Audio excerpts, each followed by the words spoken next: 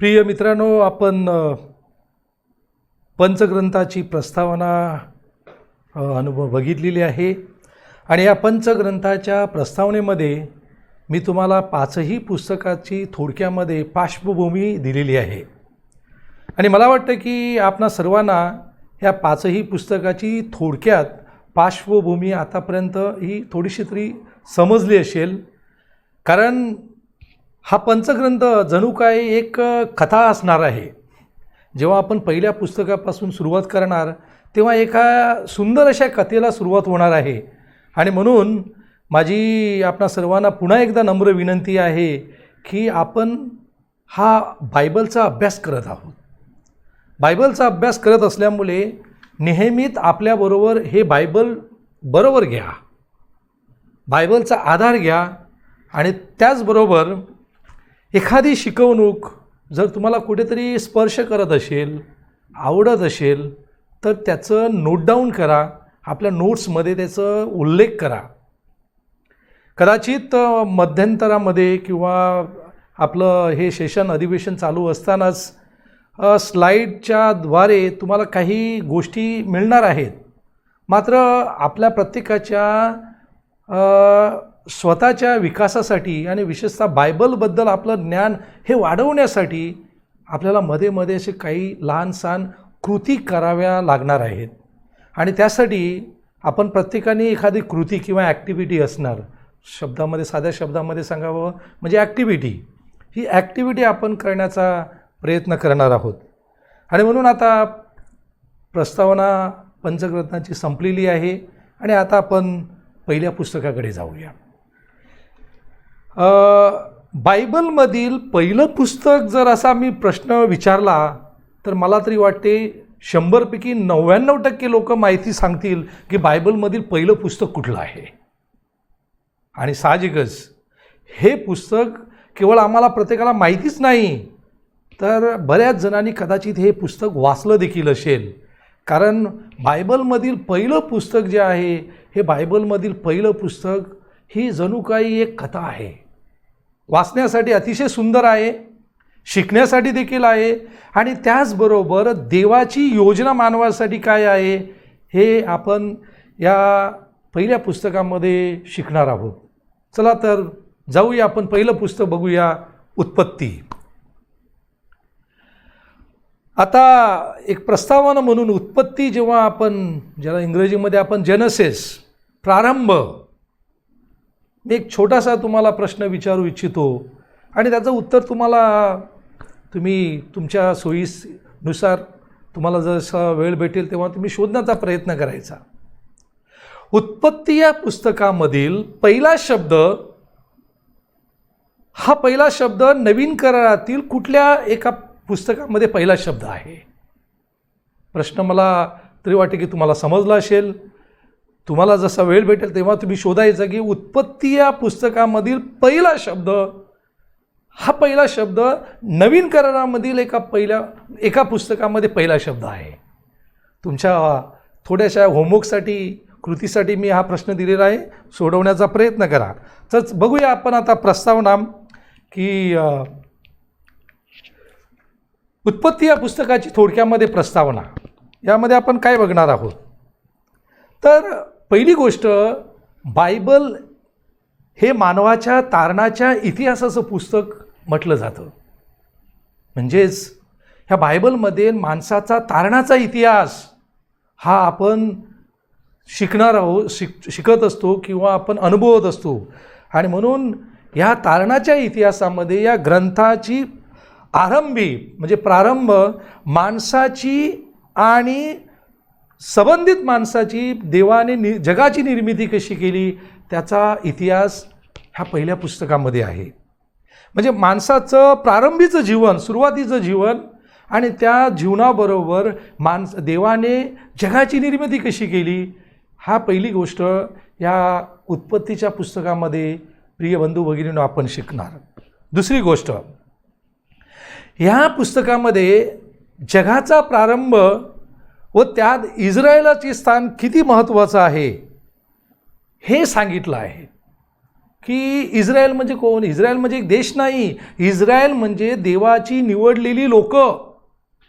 आणि म्हणून त्याचं आपल्याला खरोखर उत्तर किंवा त्याचं कुठेतरी संदर्भ उत्पत्तीच्या पुस्तकामध्ये जेव्हा आद्य प्रवक्त्याबद्दल आपण माहिती मिळवून घेणार, तेव्हा आम्हाला आपण समजणार आहोत की इस्रायल ही देवाची निवडलेली लोकं आहेत. आणि म्हणून या पुस्तकामध्ये जगाचा प्रारंभ आणि त्यात इस्रायलचे स्थान किती महत्त्वाचं आहे हे आम्हाला कुठेतरी शिकायला मिळणार आहे. म्हणून पृथ्वीवरील वनपस्ती पशुपक्षी आणि जीववस्तू याची निर्मिती आणि त्याच्या निर्मितीमध्ये हा जो निर्माता आहे त्याचं कार्य किती महत्त्वाचं आहे हे आपण ह्या पुस्तकामध्ये शिकणार. तिसरा, उत्पत्तीचे पहिले जे 11 अध्याय जे आहेत, पहिले 11 अध्याय मी अगोदर सांगितल्याप्रमाणे ही जणू काही पंचग्रंथाची एक पार्श्वभूमी आहे, जणू काही एक सुरुवात आहे. आणि म्हणून या तिन्ही गोष्टी, आणि म्हणून प्रस्तावनेमध्ये महत्त्वाची गोष्ट आहे की देवाने निवडलेली जी प्रजा आहे यांचा इतिहास काय आणि माणसाची सुरुवात कशी झाली आहे, कशा प्रकारे गेलेली आहे. मानव वारंवार चुका करतो, वारंवार पापामध्ये पडतो, तरीसुद्धा परमेश्वर देव किती दयाळू आहे की वारंवार तो माणसाला क्षमा करतो आणि परमेश्वर देव माणसाला व्यंगेमध्ये घेत असतो. ह्याचा सुंदर इतिहास या पुस्तकामध्ये आम्हाला शिकायला मिळणार आहे. उत्पत्ती या पुस्तकाचे प्रिय मित्रांनो प्रामुख्याने 2 भागामध्ये याचं विभाजन आहे. पहिला भाग अध्याय 1 पासून तर अध्याय 11 पर्यंत आहे.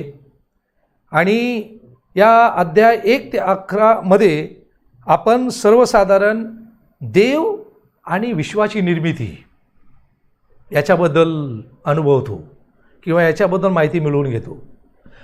दुसरा उत्पत्तीचा जो भाग आहे, हा दुसऱ्या उत्पत्तीच्या भागामध्ये आपण अध्याय 12 पासून सुरुवात करतो आणि अध्याय 50 पर्यंत जातो, म्हणजे उत्पत्तीचं शेवटचं पुस्तक. आणि या 12 पासून तर 50 पर्यंत आम्हाला काय भेटणार आहे, तर आद्य प्रवक्ते जे आहेत त्यांचा आपल्याला इतिहास. आणि म्हणून या ठिकाणी या दुसऱ्या भागामध्ये देव आणि अब्राहम म्हणजे त्याचं कुटुंब, अब्रामाची संतती, अब्रामाचा परिवार ह्याबद्दल आम्हाला शिकायला मिळणार आहे. तर पहिल्यामध्ये आपण बघूया.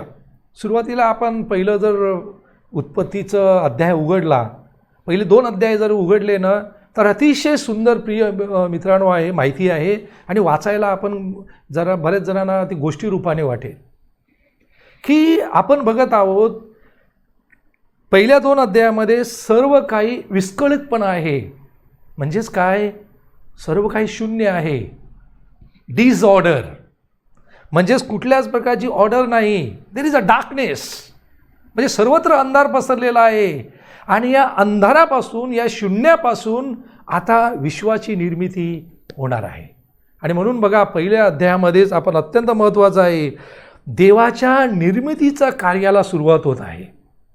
आणि या देवाचं निर्मितीचं कार्य बघा, देव प्रत्येक गोष्ट निर्माण करतो. आणि म्हणून उत्पत्तीची अत्यंत महत्त्वाची 2 प्रतीकं नंतर आपण अभ्यासणार आहोत की देवाच्या निर्मितीतली अत्यंत महत्त्वाची 2 वैशिष्ट्य कोणती आहेत.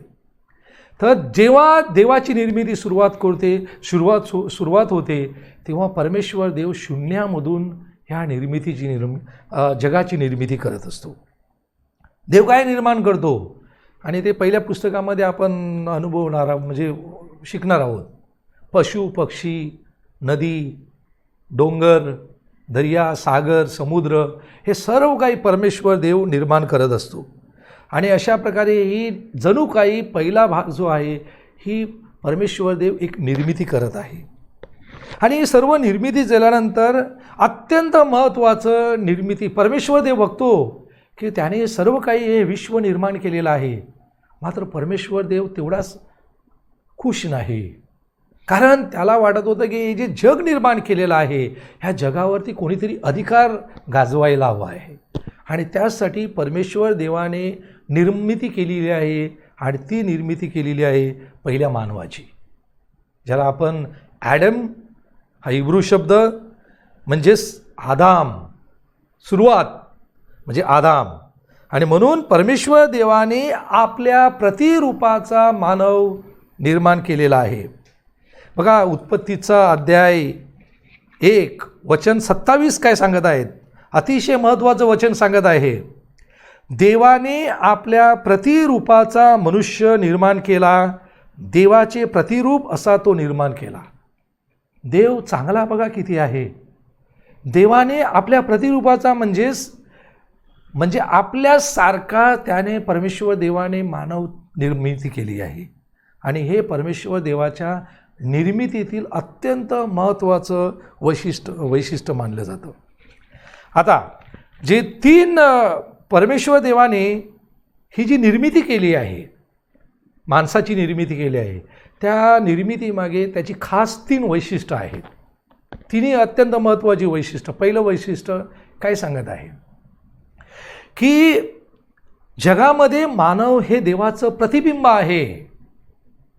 म्हणजे या जगामध्ये जी माणसाची देवाने निर्मिती केलेली आहे, मनुष्याला जे निर्माण केलेलं आहे, हे जणू काही एक प्रतिबिंब आहे.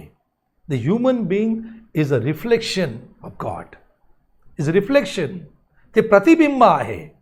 हे अत्यंत महत्त्वाचं पहिलं वैशिष्ट्य आहे. दुसरं वैशिष्ट्य, मानव जे आहेत हे देवाचे प्रतिनिधी आहेत. They are the representatives of God. म्हणून ते ह्या जगामध्ये राज्य करतील. परमेश्वर देवाने मानवाला निर्मिती करण्यामागे हे दुसरं वैशिष्ट्य सांगितलं आहे की प्रत्येक मनुष्य हा प्रतिनिधी आहे. कोणाचा प्रतिनिधी आहे? देवाचा प्रतिनिधी आहे. हे माणसाने कदापि विसरता कामा नये. आणि तिसरं वैशिष्ट्य आहे ते म्हणजे या मानवाद्वारे सुंदर सौंदर्य निर्माण करू शकतो. चांगलं काय आणि वाईट काय हे ह्याद्वारे निर्माण होऊ शकतो. आणि म्हणून ही अत्यंत महत्त्वाची 3 वैशिष्ट्य या ठिकाणी आहेत. आता या निर्मितीमध्ये प्रिय बंधू भगिनी आपण पुढे जाऊया. अत्यंत महत्त्वाचा देवाने पुकारलेला शब्द किंवा देवाचा आशीर्वाद. म्हणून मुख्य शब्द या निर्मितीच्या कार्यामध्ये आहे की देवाने त्यास आशीर्वाद दिला. त्यास म्हणजे कोणाला? परमेश्वर देवाने मानवाला आशीर्वाद दिला. कुठला आशीर्वाद दिला? फलद्रूप व्हा आणि बहुगुणित व्हा. देवाने मानवाला दिलेला अत्यंत महत्त्वाचा तो आशीर्वाद आहे.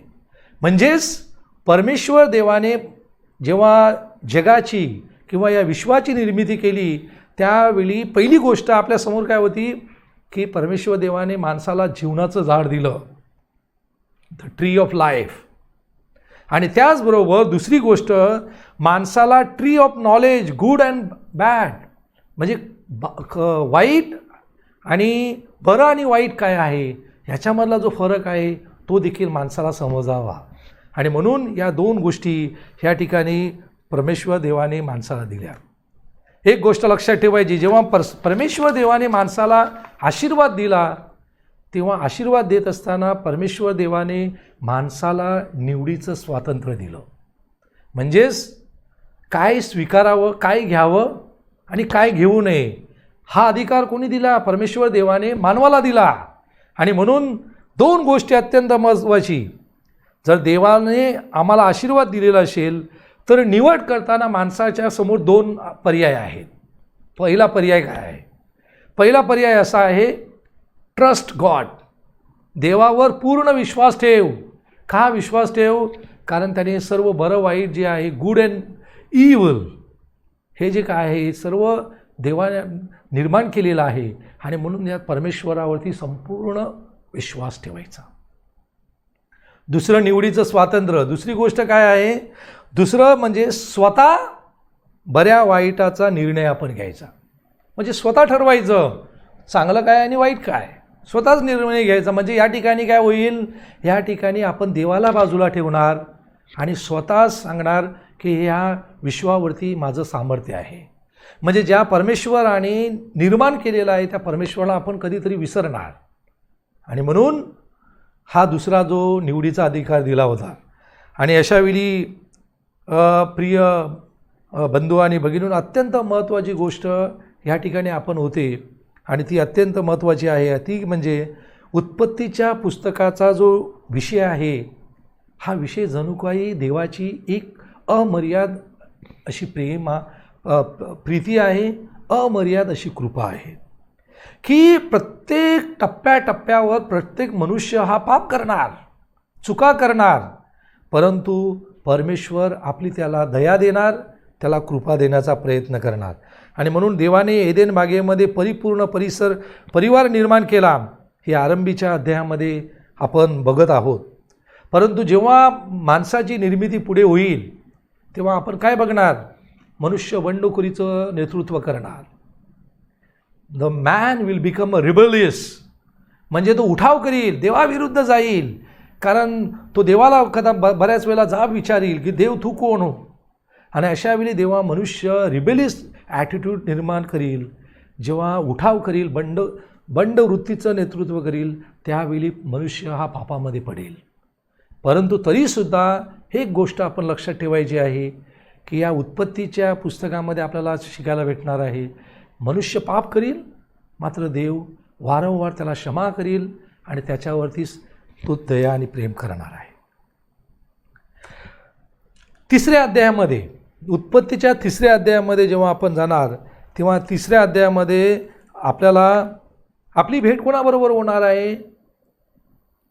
धूर्त सर्प, म्हणजे साप जो आहे, प्राणी जो आहे, या धूर्त सापाची आपल्याला याच्याबरोबर आपली भेट होईल. आणि या ठिकाणी मनुष्याजवळ दिलेला जो अधिकार आहे, बघा, परमेश्वराने माणसाला अधिकार दिला होता, निवड करण्याचं स्वातंत्र्य दिलं होतं. बरं आणि वाईट काय आहे हे परमेश्वर देवाने सांगितलं होतं. चांगलं झाड कुठलं आहे आणि which is the tree of the good and evil, ह्या दोन गोष्टी परमेश्वर देवाने माणसासमोर ठेवलेल्या होत्या.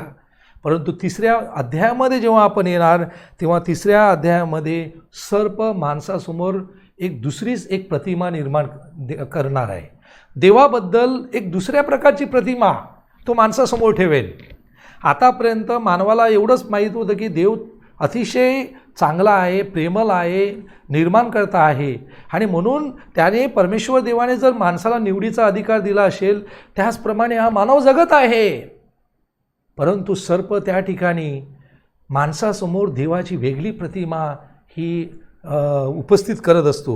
आणि त्या ठिकाणी सर्प माणसाला काय सांगतो बघा, अत्यंत महत्त्वाचे शब्द आहेत की जर तुम्ही त्या झाडाचं फळ खाल्लं, ज्या झाडाचं फळ खाऊ नये असं देवाने तुम्हाला सांगितलं आहे, the tree which is good and evil, ह्या झाडाचं जर फळ खाल्लं तर तुम्ही मरणार असं देवाने तुम्हाला जे सांगितलं होतं, त्या झाडाबद्दल सर्प काय सांगत आहे बघा, तुम्ही मरणार नाही तर तुम्ही देवासारखे व्हाल, you will become like a God. आणि हे कोण सांगत आहे? सर्प मानवाला सांगत आहे, आदाम आणि इवेला सांगत आहे. आणि अशावेळी त्याच ठिकाणी मानव चूक करतो, मानवाकडून पाप घडतं आणि जे करू नये ती गोष्ट करण्याचा प्रयत्न करतो आणि मनुष्य पापामध्ये पडतो. आता जेव्हा मनुष्य पापामध्ये पडतो तेव्हा आपल्याला या उत्पत्तीच्या पुस्तकामध्ये आपल्याला समजते, त्यांना समजतं की आपण नग्न आहोत. म्हणून ते काय करतात? झाडाची पालं घेतात आणि आपल्या शरीराला त्याचा आधार देतात आणि ते लपतात. आणि अशावेळी परमेश्वर देव त्यांचा शोध करीत असताना परमेश्वर देव तिथे येतो. एक गोष्ट लक्षात ठेवायची, परमेश्वर देव त्यांना हे विचारण्यासाठी आला नाही की तुम्ही का केलं. परमेश्वरांना माहीत होतं की ते कुठे आहेत, पण तरीसुद्धा परमेश्वर देव तेव्हा जेव्हा विचारतो तेव्हा आदाम आणि एवा एकमेकावरती एक आरोप आणि प्रत्यारोप करतात. And that is what the blame game the human being play. म्हणजेच मी पापी नाही तर त्याने मला पापामध्ये पाडलेलं आहे. आदाम एवेवरती एवेला जबाबदार ठरतो, एवा सर्पाला जबाबदार ठरविते. आणि अशा प्रकारे म्हणजे जणू काही आपण एकमेकावरती ब्लेम करत आहोत की मी पापी नाही. आणि अशा प्रकारे या अध्याय 3मध्ये ही सर्पाची कथा आणि सर्प कशा प्रकारे मानवाला पापामध्ये पाडत आहे हे आपण बघत आहोत. तदनंतर त्याच अध्यायामध्ये सर्प जेव्हा हरतो मानव दुःखी होतो आणि अशावेळी परमेश्वर देवाने मानवाला आणि सर्पाला जे पुकारलेले शब्द आहेत ते अत्यंत महत्त्वाचे आहे. 3ऱ्या अध्यायामध्ये वचन 14 आणि वचन 15 या ठिकाणी काय सांगत आहे बघा. 3ऱ्या अध्यायामध्ये वचन 14 आणि वचन 15.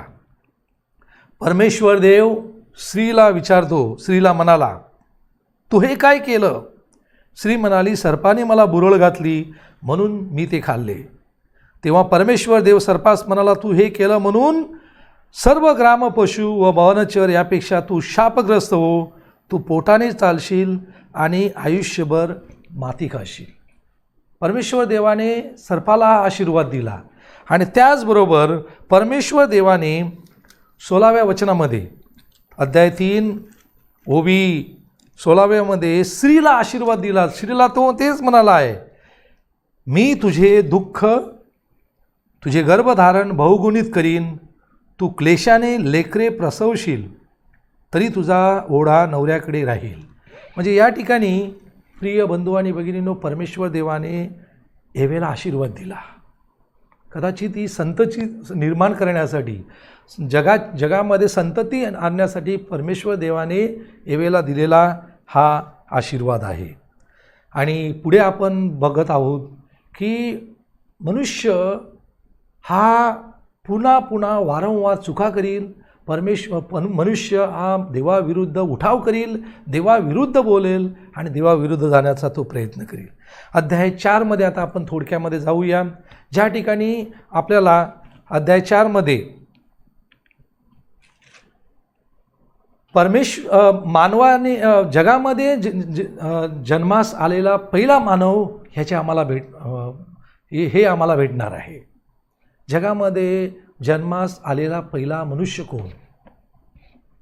आपण स्वतःलाच विचारा, हे जगामध्ये झालेला पहिला मनुष्य कोण आहे?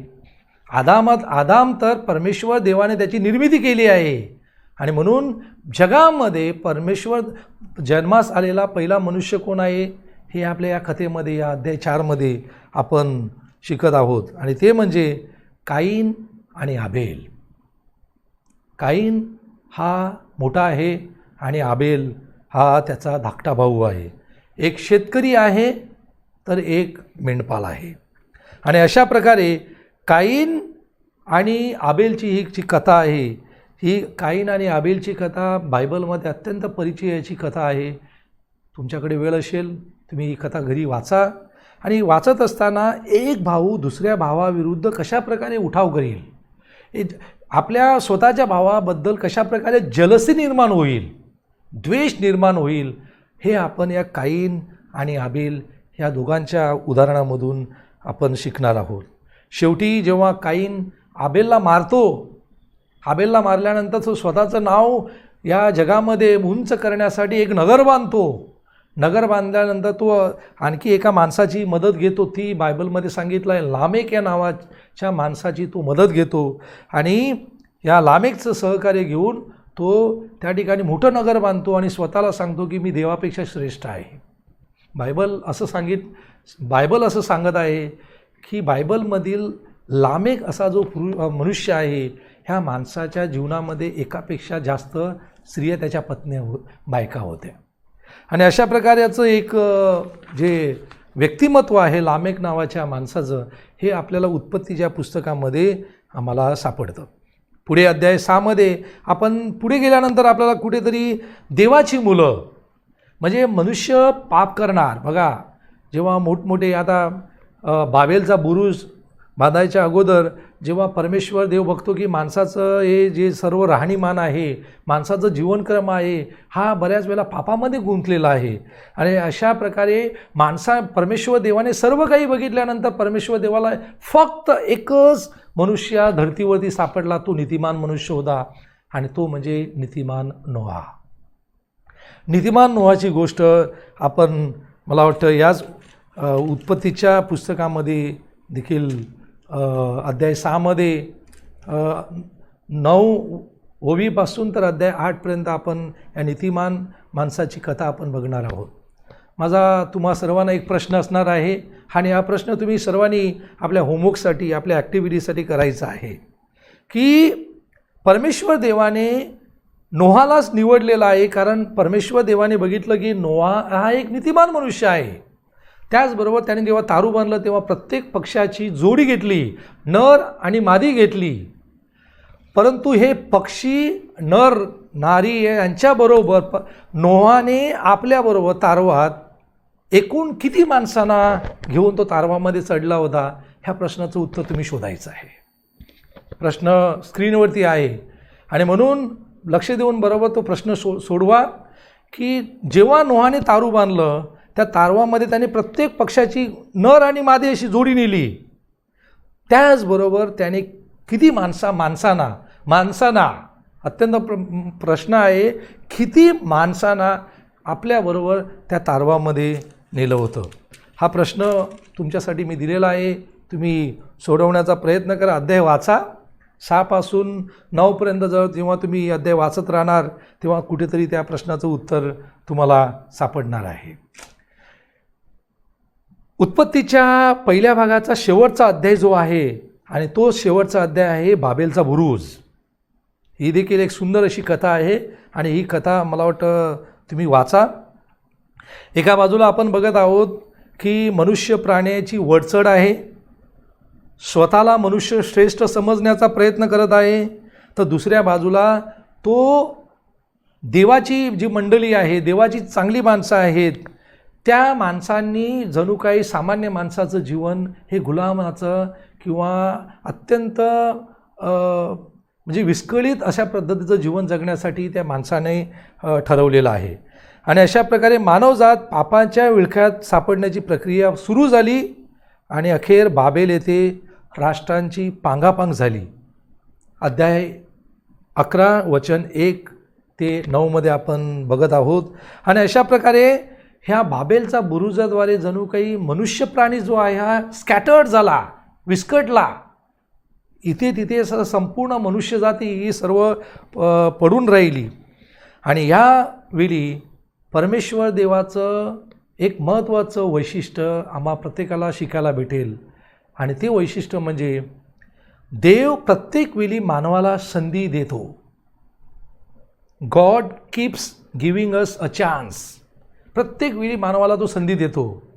आपण चांगल्या जगात जीवन जगतो, वास्तव्य करतो, परंतु हे जे चांगलं जग आहे हे आपल्या वाईट कृतीने आपण खराब करतो. म्हणजेच God keeps giving us a chance. We live in a good world made bad. तेच आपण या पहिल्या भागामध्ये शिकत आहोत की परमेश्वर देव माणसाला नेहमी अशा प्रकारच्या अपॉर्च्युनिटीज संधी देत राहील की जेणेकरून माणसाने देवाकडे यावं, माणसाने चूक केलेली आहे ती कबूल करावी आणि त्या परमेश्वराकडे येण्यासाठी त्यांनी प्रयत्न करावे. आणि अशा प्रकारे या पहिल्या भागामधचा आपण शेवट करत असताना प्रिय बंधूंनो, महत्त्वाची 2 प्रतीकं मला वाटतं पहिल्या भागामध्ये आपण शिकलेलो आहोत. पहिलं प्रतीक जेव्हा आपण पहिला अध्याय 1 ते अध्याय 11 जेव्हा आपण अभ्यासतो तेव्हा अत्यंत महत्त्वाची एक शिकवणूक आपण पहिल्या 2 अध्यायामध्ये शिकली आहोत. आणि ती कुठली शिकवणूक आहे? परमेश्वर देवाने पुकारलेले शब्द. कुठले शब्द आहे? हे चांगले आहे, हे चांगले आहे. आता बघा पहिलं अध्याय जेव्हा तुम्ही उघडणार ना, परमेश्वर देवाने जेव्हा विश्वाची निर्मिती केली तेव्हा परमेश्वर देव हे शब्द पुकारतो. कधी कधी पुकारतो बघा. अध्याय 1 वचन 4 सांगत आहे, परमेश्वर देवाने जेव्हा प्रकाश आणि अंधार निर्माण केला, म्हणजेच प्रकाशाला प्रकाशाचं नाव दिलं, अंधाराला अंधाराचं नाव दिलं. अशावेळी परमेश्वर देवाने काय सांगितलं? हे चांगलं आहे. तदनंतर पहिल्या अध्यायामध्ये वचन 10 आपल्याला काय सांगत आहे की परमेश्वराने भूमी आणि समुद्र ही 2 वेगवेगळ्या प्रकारची निर्माण केली प्रतीकं. म्हणजे समुद्राला भूमीपासून वेगळं केलं आणि भूमीला समुद्रापासून वेगळं केलं. आणि अशा ज्या निर्मिती झाल्यानंतर देखील परमेश्वर देव तेच बोलला, हे चांगलं आहे. पुढे अध्याय 1 वचन 12 सांगत आहे की परमेश्वर देवाने हिरवळ निर्माण केली पशु पक्षी हे सर्व काही निसर्ग निर्माण केल्यानंतर देखील परमेश्वर देव तेच बोललेलं आहे, हे चांगलं आहे. म्हणजे अध्याय 1 मध्ये महत्त्वाचं वैशिष्ट्य देवाचं आम्हाला सापडतं, ते म्हणजे परमेश्वर देवाने पुकारलेले शब्द हे चांगलं आहे. दुसरं प्रतीक, या पहिल्याच भागामधला दुसरं प्रतीक आहे, आणि ते प्रतीक आहे ते म्हणजे वंशावळ.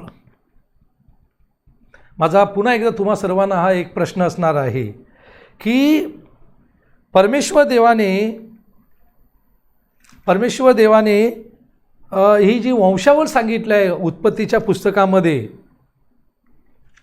उत्पत्तीच्या पुस्तकामध्ये अध्याय 5 मध्ये जी वंशावळ सांगितली आहे, ही वंशावळ आपण वाचा. आणि ही वंशावळ वाचत असताना कुठेतरी नवीन करारामध्ये एक वंशावळ आहे, त्याचा शोध करा. आपल्या सर्वांच्या गृहपाठासाठी मी हा प्रश्न देत आहे. अध्याय 5 मध्ये ज्याप्रमाणे आदामाची वंशावळ आहे, आणि या आदामाच्या वंशावळीचं खास वैशिष्ट्य काय बघा, खास वैशिष्ट्य असतील त्या वंशावळीची, की याच्यामध्ये इतिहास आहे. वंशावळीमध्ये आदाम अमुक वर्ष 930 वर्ष जगलेला आहे. कधी कधी आपल्याला विचित्र वाटेल की हे एवढी वर्ष कशी काय प्रकारे हा मनुष्य जगलेला आहे. म्हणून बायबलमध्ये अनेक पुरुषांचं चमत्कारिक वय दाखवलेलं आहे. बायबल तज्ज्ञानुसार हे वय म्हणजे जणू काही देवाशी त्यांचं एक मैत्रीचं नातं असेल असं सांगितलं आहे. जर आदाम 930 वर्ष जगला असेल तर कदाचित असं सांगितलं जातं की आदामाचं म्हणजेच त्याचं संपूर्ण घराण्याचं, आदाम आणि त्याचं संपूर्ण घराण्याचं हे नातं परमेश्वरावर 930 वर्ष जगलं असेल. म्हणून तो जो 930 वर्ष जगला आहे हा आकडा त्या ठिकाणी सांगितला आहे. त्याचप्रमाणे कदाचित आदामाची जी संतती आहे, आदामाचं कुटुंब आहे, हे 930 वर्षपर्यंत जगलं आहे, अशा प्रकारे वर्ष मोजून घेण्याची पद्धत असेल, किंवा वर्ष मोजण्याची पद्धत वेगळी असली पाहिजे, हे आम्हाला दिसून येत आहे.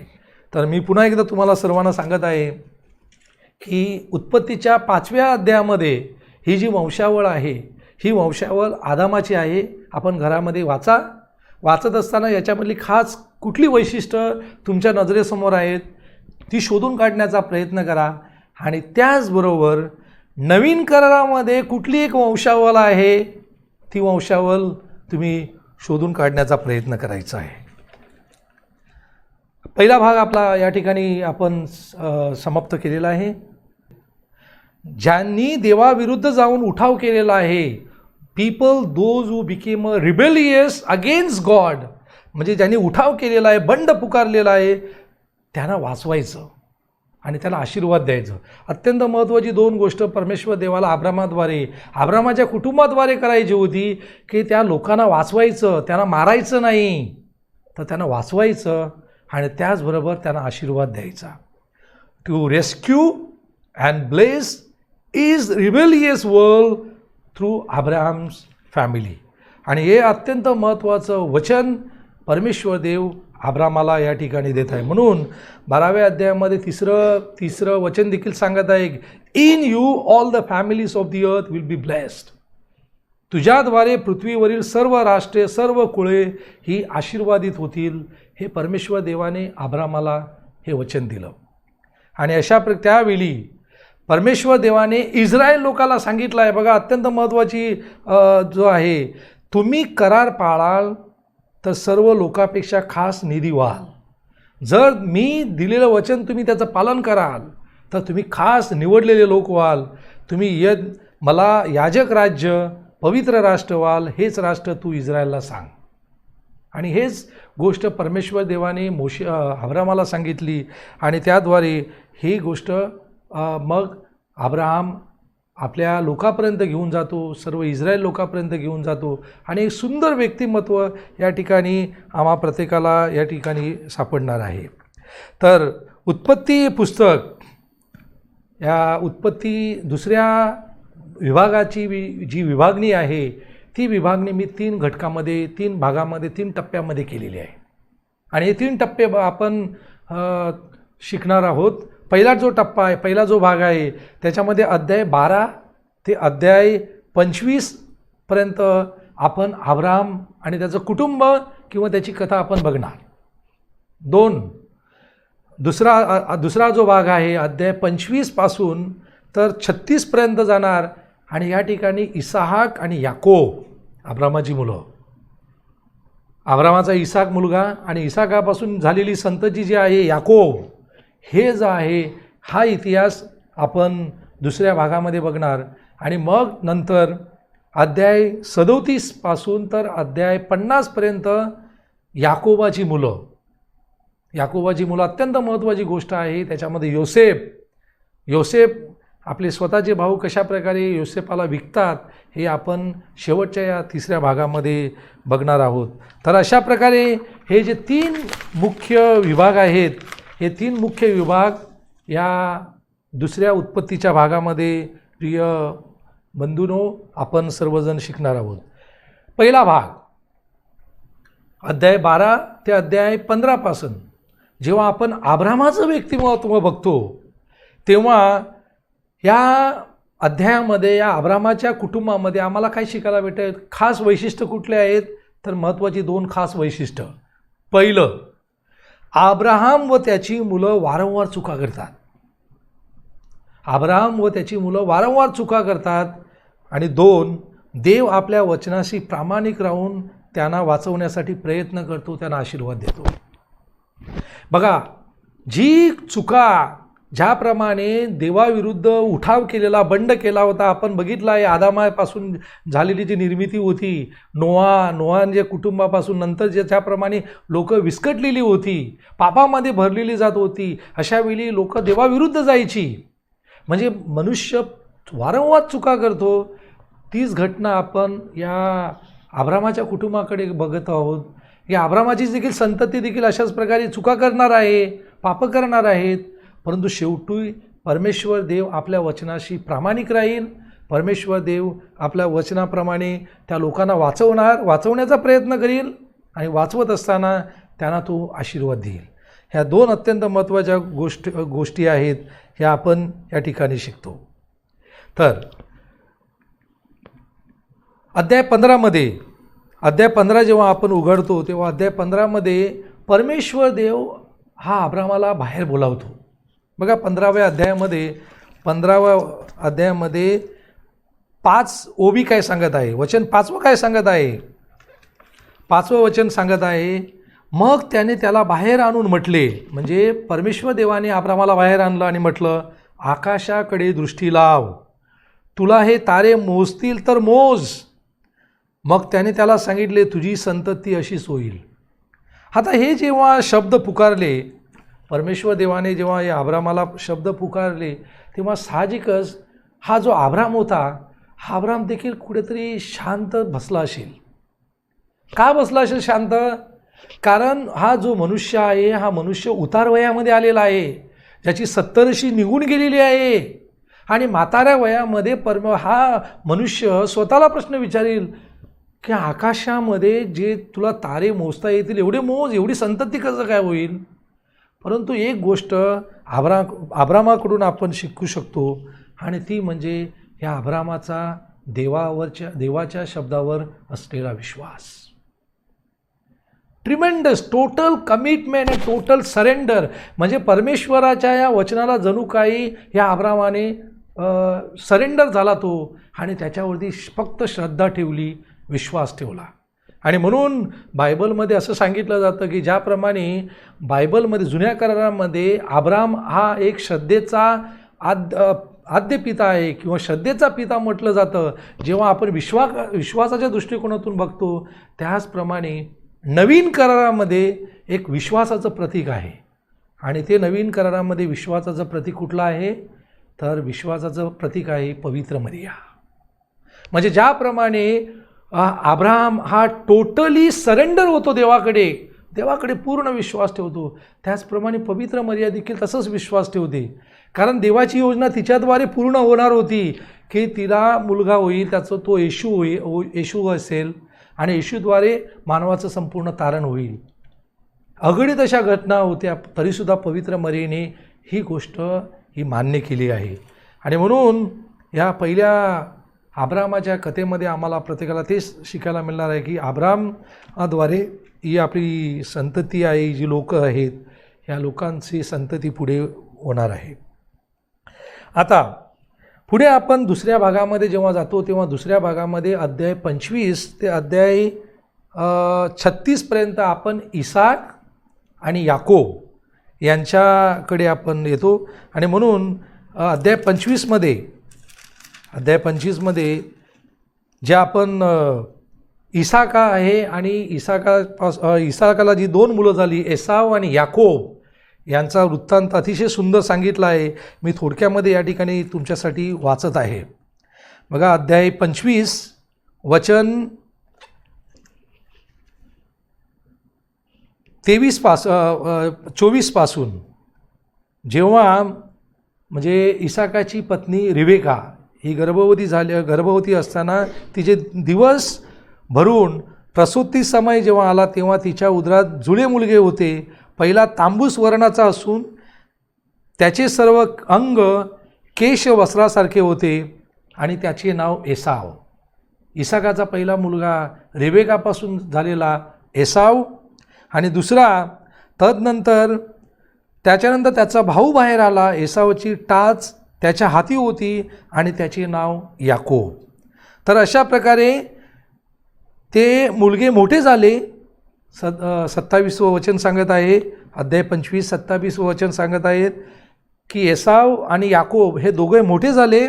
एसाव हा रानात फिरणारा हुशार पारधी झाला व याकोब हा साधा मनुष्य असून तंबूमध्ये राहत असे.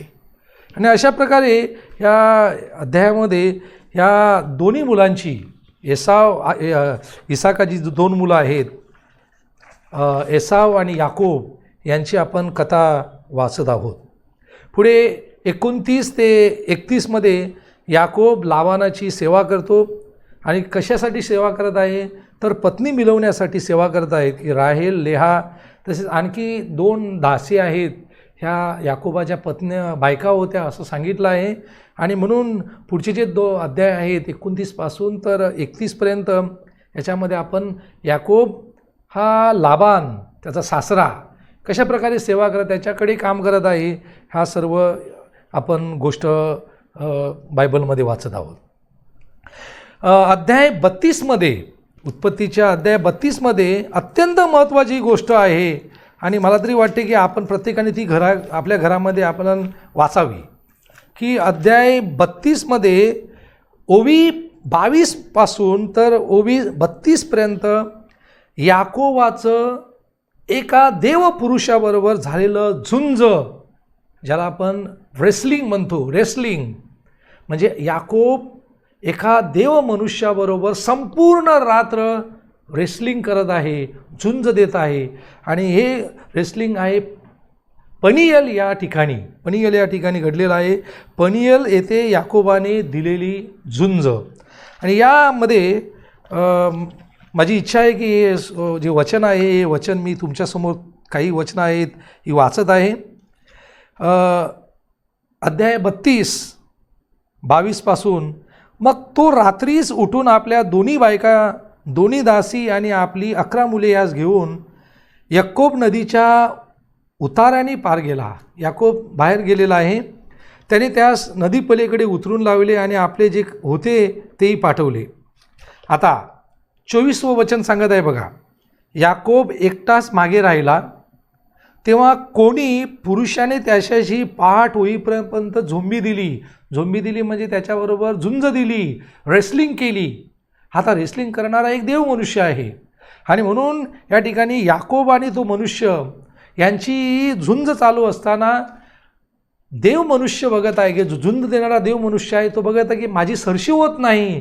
याकोब हा प्रबल आहे, सामर्थ्यशाली मनुष्य आहे. आणि म्हणून त्या देव माणसाने याकोबाच्या जांगे स्पर्श केला. तो याकोब त्याच्याशी झोंबी करीत असता ती उखळली. मग तो म्हणाला, पहाट होत आहे. मनुष्य म्हणाला, पहाट होत आहे, मला जाऊ दे. म्हणजे देव माणूस याकोबाला सांगू लागला की मला जाऊ दे. परंतु याकोब त्या देव माणसाला सांगतो, मी तुला जाऊ देणार नाही जोपर्यंत तू मला तुझं नाव सांगत नाही, तोपर्यंत मी तुला जाऊ देणार नाही. आणि अशावेळी माझ्या प्रिय बंधू आणि भगिनी पुढची वचन अतिशय सुंदर आहे. तो म्हणतो की तुझं नाव काय? तेव्हा तो म्हणाला, परमेश्वर देवाने त्याला विचारलं की तुझं नाव काय? परमेश्वर देवाला त्याने सांगितलं, माझं नाव याकोब. आणि अशावेळी परमेश्वर देवाने त्याला सांगितलं, यापुढे तुला याकोब म्हणणार नाही, तर तू इस्रायल म्हणतील, कारण तू देवाशी व मनुष्याशी झगडून प्रबल ठरला आहेस. इस्रायल म्हणजे या नावापासून इस्रायल लोकांची आता सुरुवात होणार आहे. त्यांची संतती, त्यांचं एक नवीन राष्ट्र निर्माण होणार आहे.